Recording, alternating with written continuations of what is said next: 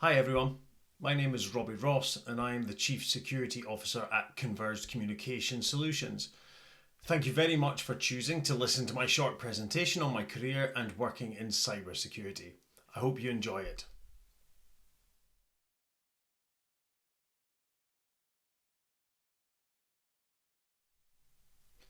As I mentioned, I'm the Chief Security Officer at Converged.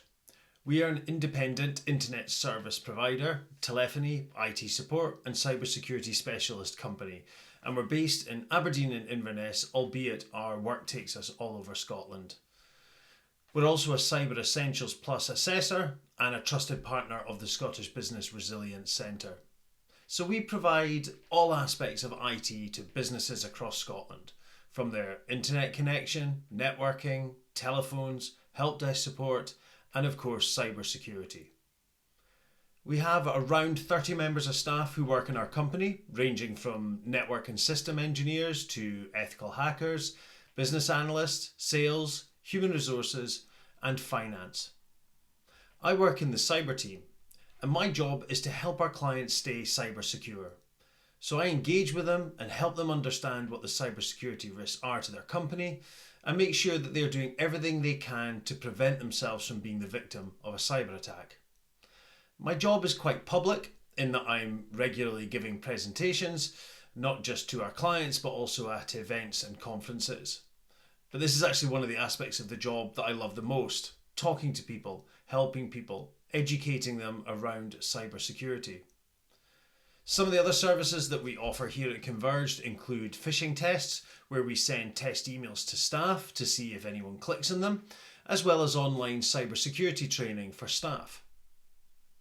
Did you know that the most likely way that a virus is going to get onto your computer and into your network is via phishing email? So a phishing email, it's basically an email that will ask you to click on a link or open a document that's going to direct you somewhere where a virus will be downloaded to your computer. So some of you may have heard of cyber incidents involving ransomware, where the cyber criminals lock all of your files and they demand that you pay a ransom, usually in Bitcoin, for them to give you your files back. Well, my job is to make sure our clients don't let them happen to them. As you can imagine, our work across the company is varied. Staff here have all sorts of backgrounds and qualifications. Some of our staff are out on site and they're at the businesses we work for. They're physically connecting networks together. Others are back at our offices and they're making sure that everything's running smoothly and they're troubleshooting any issues that come up. We've got staff working in human resources, so we may be quite a small company, but we still need someone who deals with our staff. And of course, we've got a finance department to deal with invoices and bills and all those kinds of things. Working alongside me, I have someone who carries out cybersecurity certifications. So this is where he will examine the cybersecurity of a company and then award them a Cyber Essentials certificate if they meet the right criteria. So although we only have 30 odd members of staff here, we actually have quite a lot of different and diverse jobs.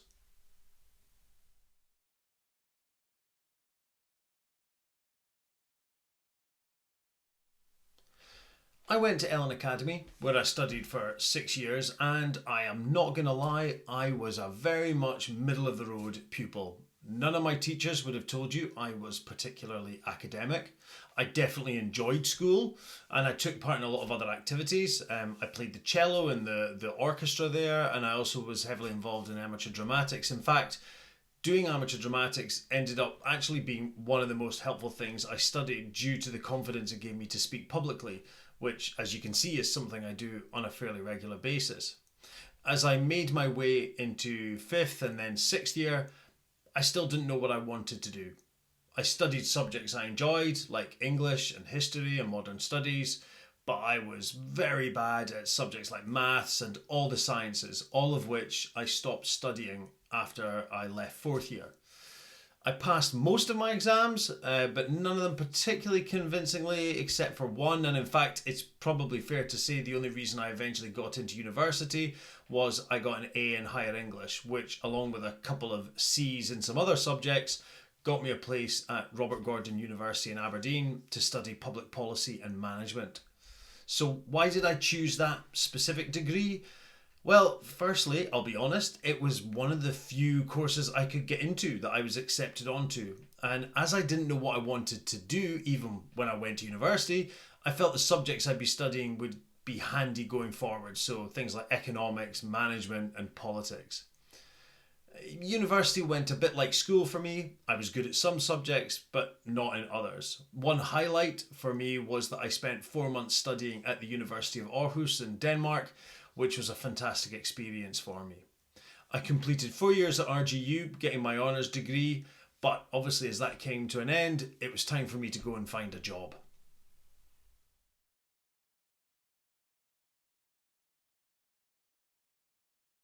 So I've left university, I've got my degree, but even on graduation day, I still did not know what I wanted to do. Many people from a young age know exactly what they want to be when they grow up, and they will have a very clear path and an idea in their head as to how they're going to get there. I never had that.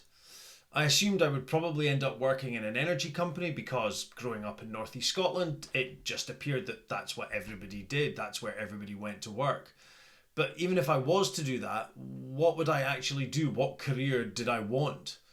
So to get some office experience, I actually signed up at a recruitment agency, which actually ended up being a really good idea. They helped me to prepare my CV, which is something I had never created before. Now, a CV can be really daunting. We always think we've got nothing of interest to put down on it, when in fact, if you take a step back and analyse what you do, especially maybe if you've got a weekend job or something, you actually offer more than you realise. So the recruitment company helped me with that, and they talked to me about the types of jobs that were out there and maybe what I might like to do.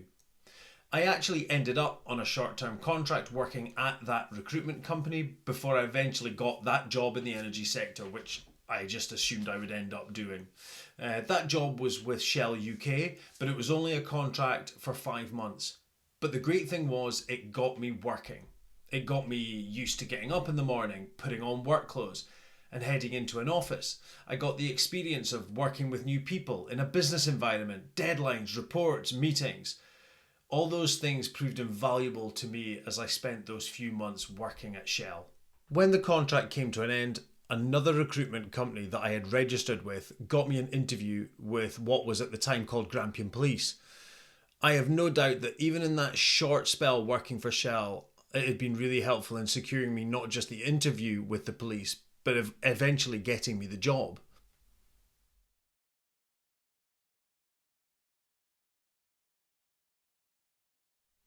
So I finally had my first full-time permanent job with Grampian Police as a civilian member of staff. My new job was as a Homes Administrator. Homes stands for Home Office Large Major Inquiries System. And this is a system that the police use to assist them in managing major crimes. So I was responsible for training police officers to use the system, as well as maintaining the system during an inquiry. I was immediately thrown into a scenario where me, a young guy, fresh out the door, very little experience, was telling 20-year veteran police officers what they should be doing. It was incredibly daunting. However, it was at this time that I realised that although having a degree was great for my CV, it wasn't necessarily what got me the job. Sometimes you might not realise the skills that you have until you actually go into the workplace. The job I now had very little to do with my degree. It was actually working those short-term contracts that I had realised the other useful skills I possessed that businesses wanted, such as good interpersonal and writing skills, problem solving, team working. Clearly, I couldn't step into a job like this and know what I was doing, but that's what on-the-job training is for. So I did the Homes Administrator job for about 2 years before moving to the Corporate Communications Department to work in the Graphic Design Unit. So you'll remember I didn't mention anything about having a graphic design degree, so how could I move into this job? Well, I had a willingness to learn. I always had a desire to do the best that I could. I had a bit of a flair for design, and just like my first job, I got plenty of training. Of course, doing the actual design work was only part of what I was required to do. I had to meet with staff from throughout the force, understand what their needs were, then come up with a design that matched that. As well as being able to design, I needed to be a problem solver, a negotiator, and a teammate. I actually ended up doing that job for 8 years, and by this point, I had been working for 10 years since I'd left university. So, had I found my career yet? No, still not yet.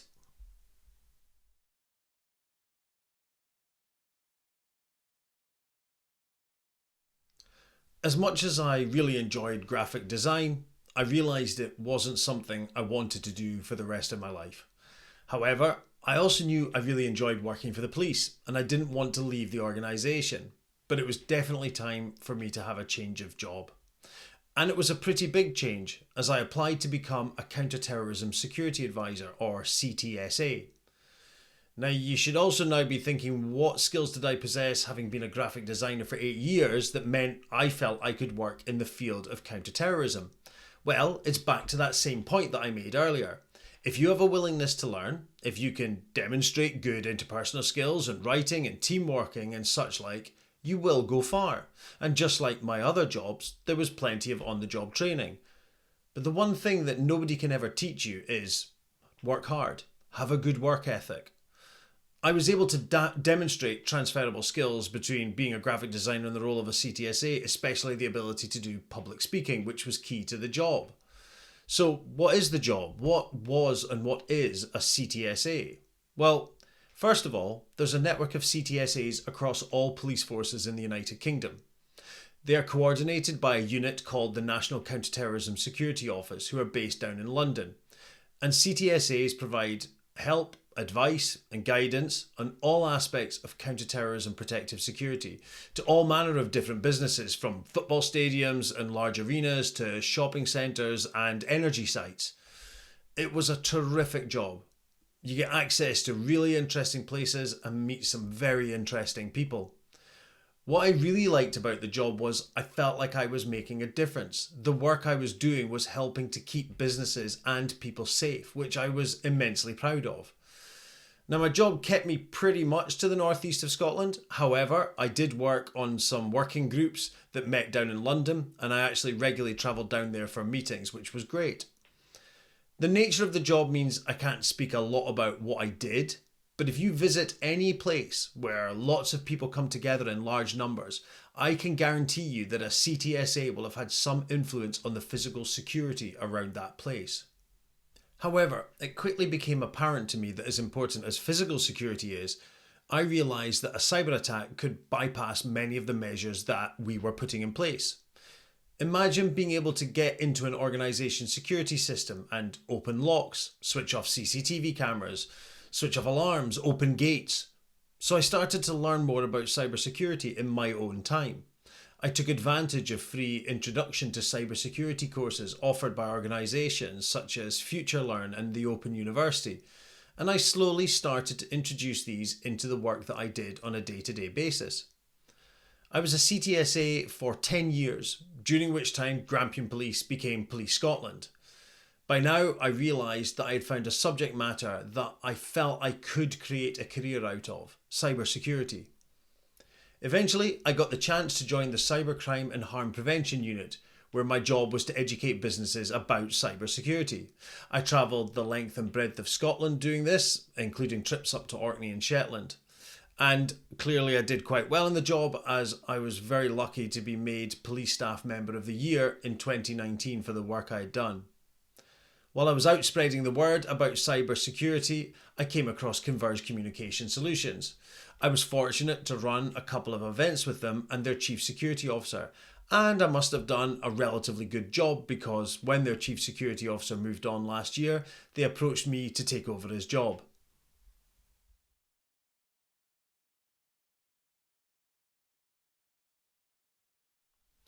It was a huge step for me to end 22 years of working with the police to join the private sector, and I had many sleepless nights deciding if it was the right thing to do.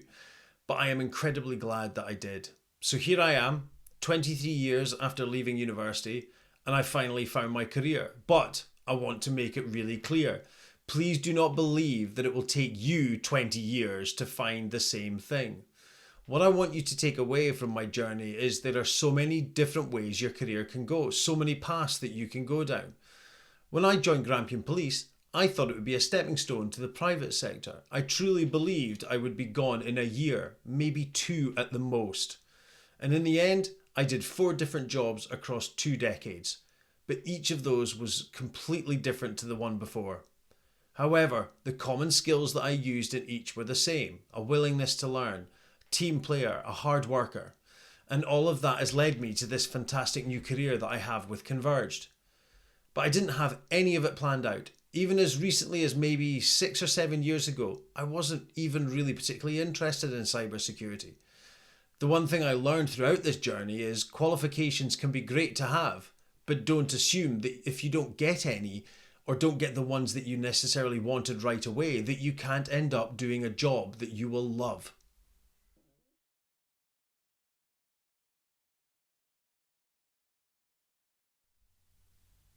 Speaking of jobs, what opportunities are there to work in cybersecurity?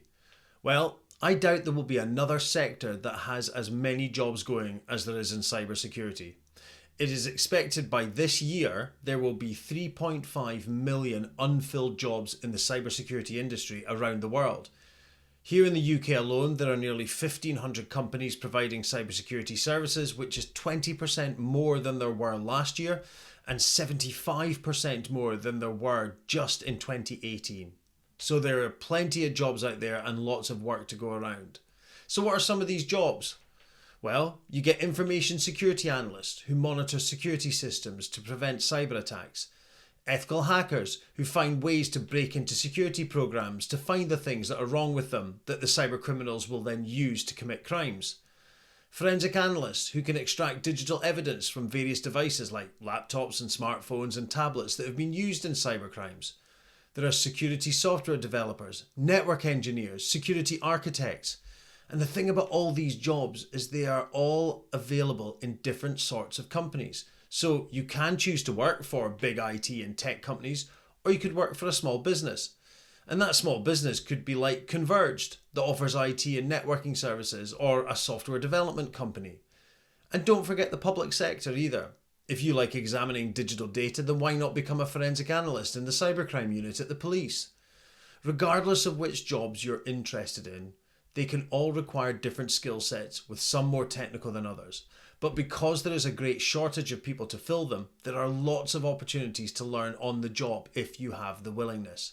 Just remember about the fact that you don't need technical skills for them all. I have no degree in computer science or cybersecurity, but in my company I don't need to have them, as we have lots of very clever engineers who take care of the technical side of the work.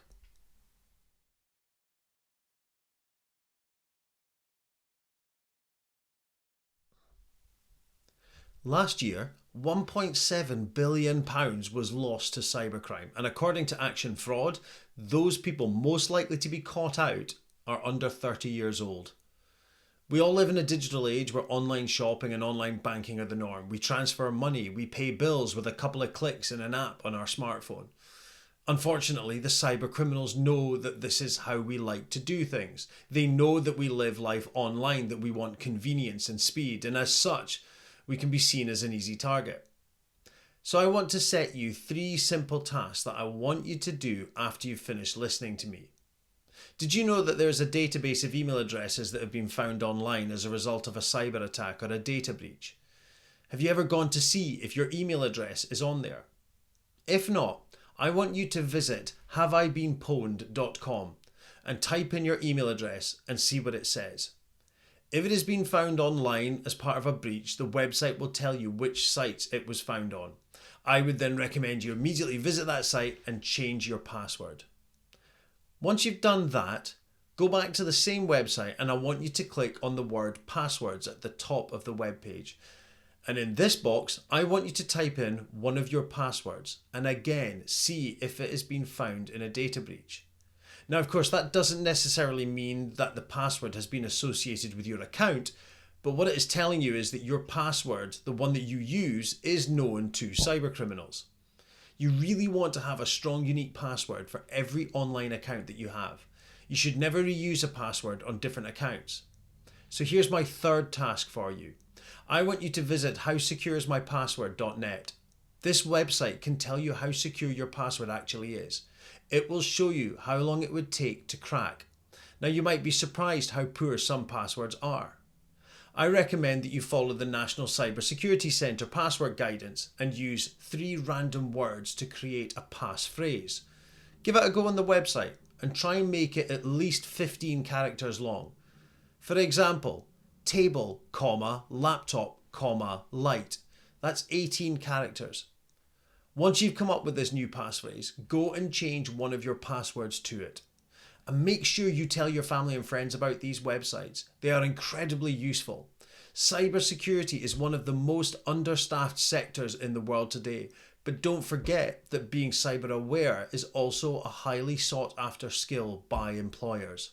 So having this information and this knowledge of how to make a secure password is actually really important.